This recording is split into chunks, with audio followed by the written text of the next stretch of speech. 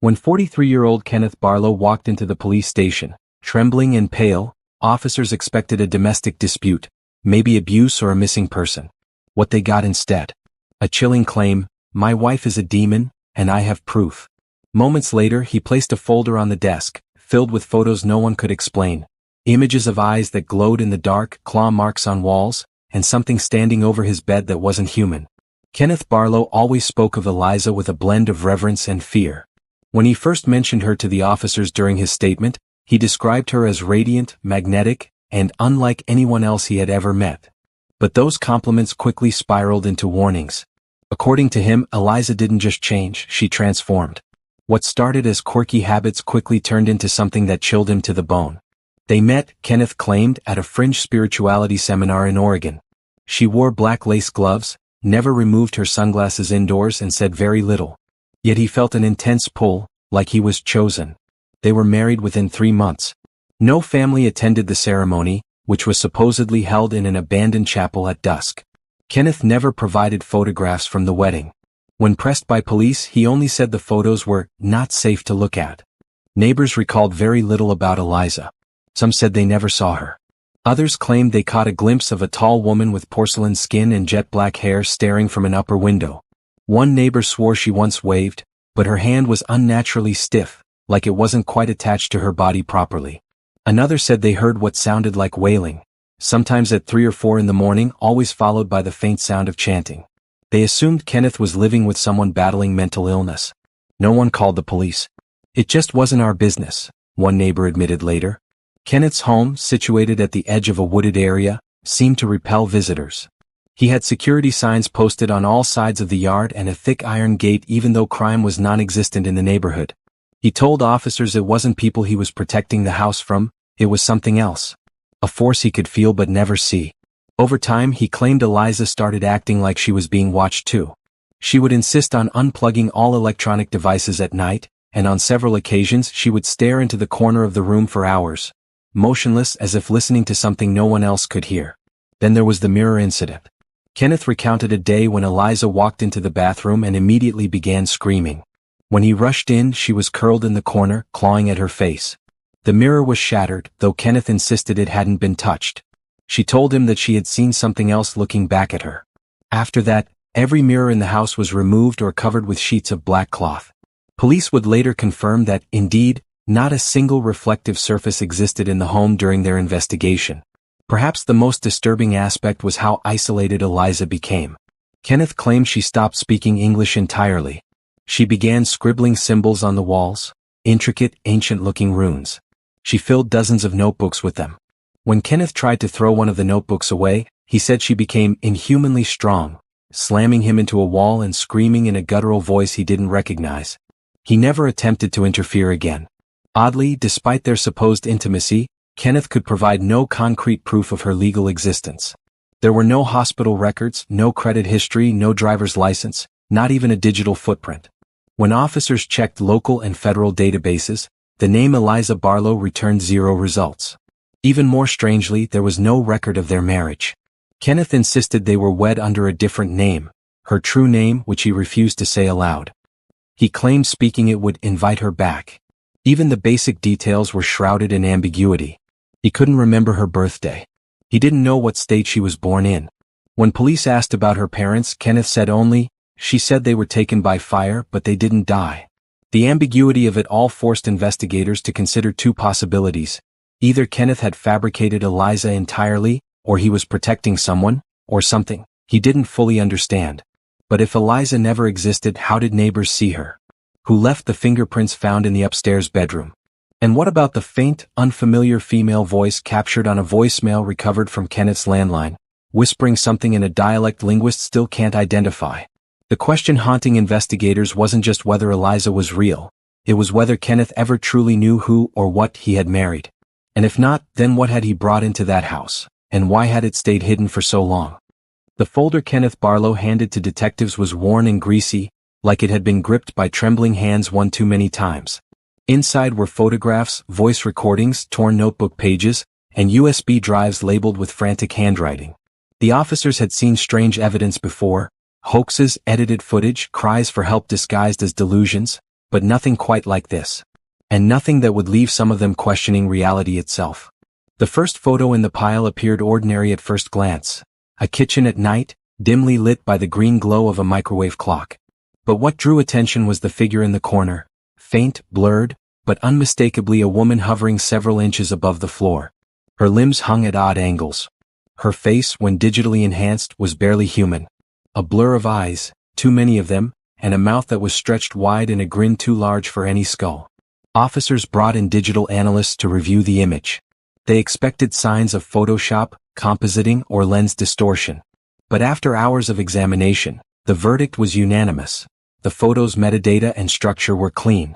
No edits. No glitches. It was real, or at least it had been taken exactly as it appeared. One expert even insisted it would be impossible to fake the lighting shadows unless the levitating figure had been physically present at the time of capture. That was just the beginning. Kenneth had installed 12 security cameras throughout the house. He claimed Eliza insisted on it, saying something was always watching her. On one of the drives, police found footage dated 6 weeks before Kenneth came in. The timestamp showed 2:12 a.m. The video began with static, then a slow zoom from a bedroom camera. Kenneth is asleep on the bed. The door opens on its own. A shadow, tall, thin, wrong in shape, glides across the room. Then something crouches on the ceiling directly above him, clinging upside down with bare hands and feet. The audio was distorted, but there was a low hum underneath the silence. When slowed down, the hum was revealed to be a voice, repeating the same 3 words in a language unknown to any of the analysts.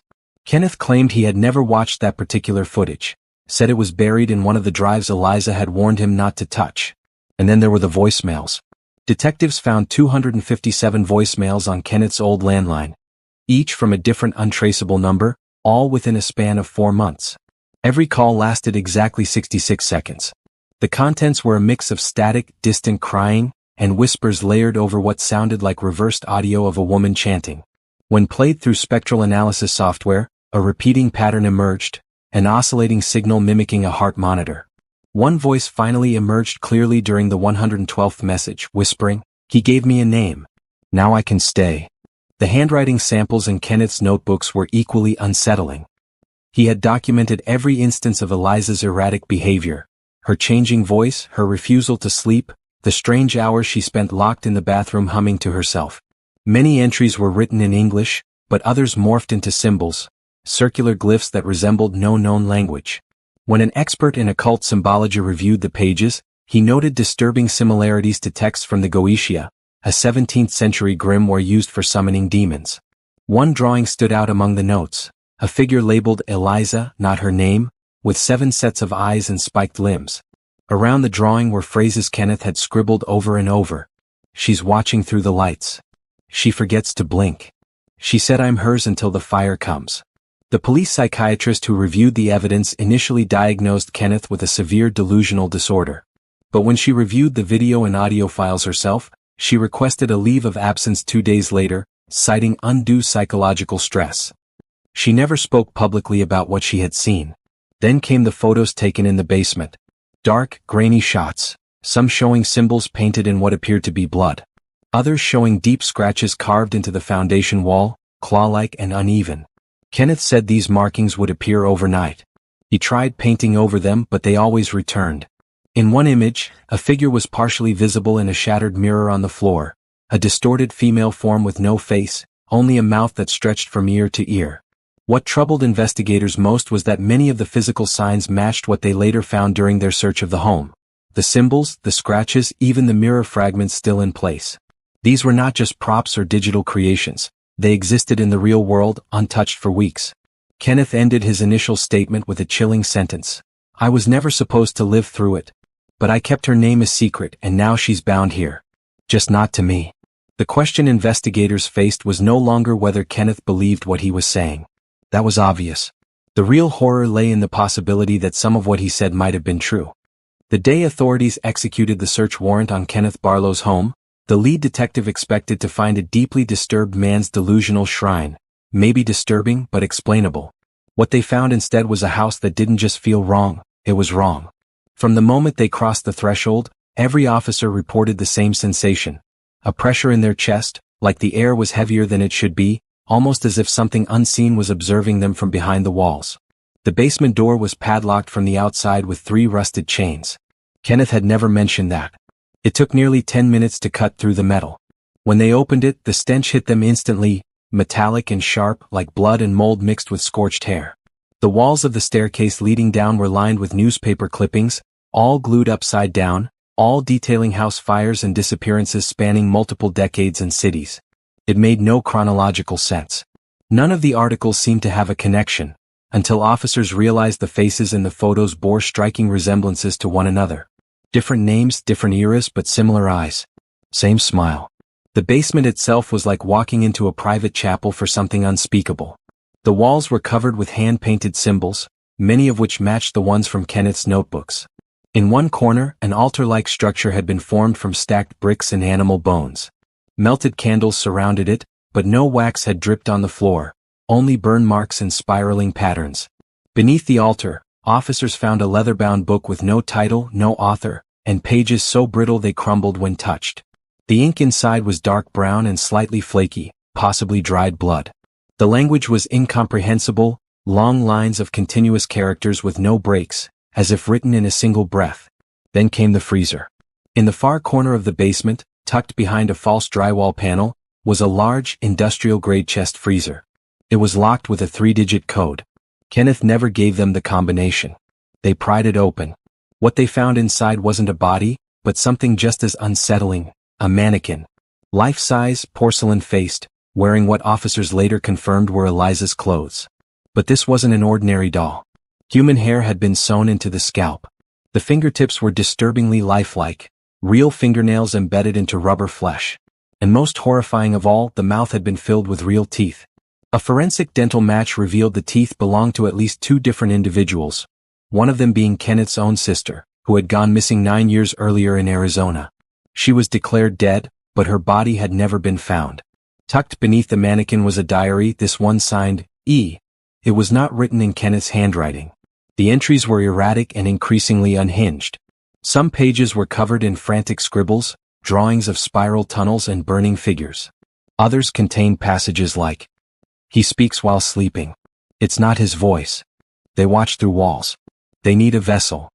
If I shed this shell, I must be buried with it." The final entry read, "I asked him not to find me. He did. Now we must all burn." Investigators began to suspect that Kenneth may not have been the sole architect of the delusion.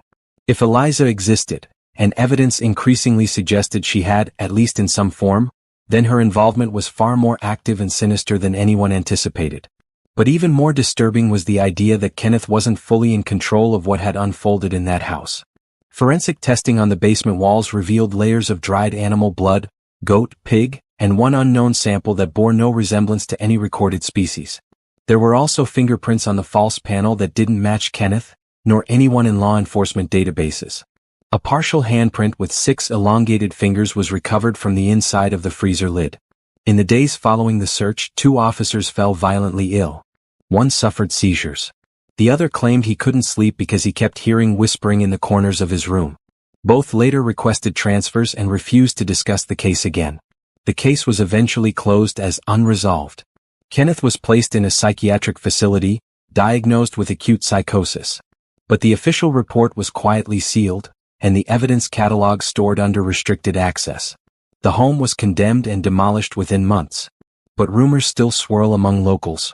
Some say strange lights appear on the lot where the house once stood. Others claim they've heard a woman humming from the woods nearby.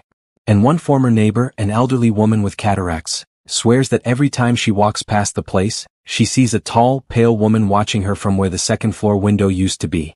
Whether Kenneth Barlow was a madman, a murderer, or a man haunted by something far older than he could comprehend remains unanswered. What is known is this: he was absolutely convinced he had married something that wore a woman's skin, and whatever it was, it hadn't come alone.